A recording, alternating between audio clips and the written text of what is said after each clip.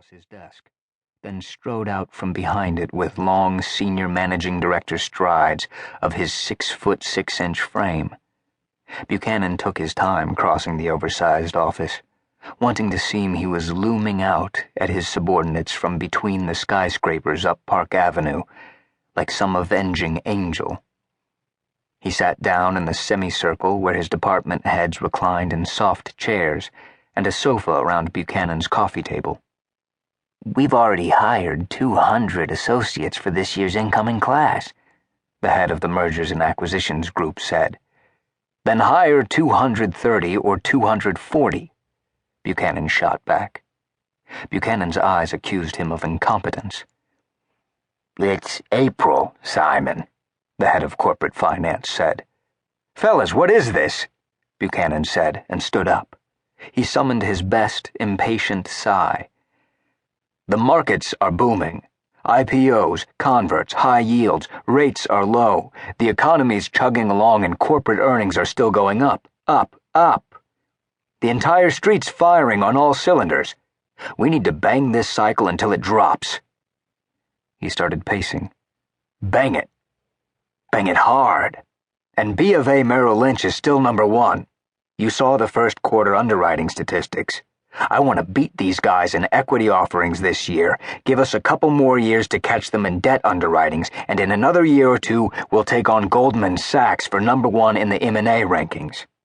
He stopped and looked at his department heads, disappointed they didn't seem to be summoning some urge to go out and win one for the Gipper.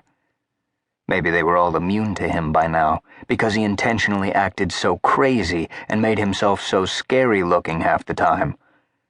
But Buchanan meant it. He wanted to win. "Simon, it's April," his head of corporate finance, John Stinky Bates, reminded him again. "So it's fucking April." "Yes, it's fucking April, and all the top kids from all the top business schools are gone. We've milked Harvard, Stanford, Kellogg, Wharton, Chicago, all of them, dry. So get me lateral hires from other firms, dip down to the second-tier business schools. Hell, go to the third tier if you have to. Just get me the bodies, or it's my ass." Buchanan thought of the new house his wife had been harping about, prayed to the unknown for a $15 million bonus again, then thought of what his mistress wanted, and looked back at his department heads in renewed earnest. "I didn't get to be head of investment banking by screwing up, and if I start firing blanks, I'm going to be out on my ear." Buchanan gave Bates a look that told Bates he was lazy, stupid, and paunchy. "Got that, Stinky?" Bates nodded that he did, probably even the look.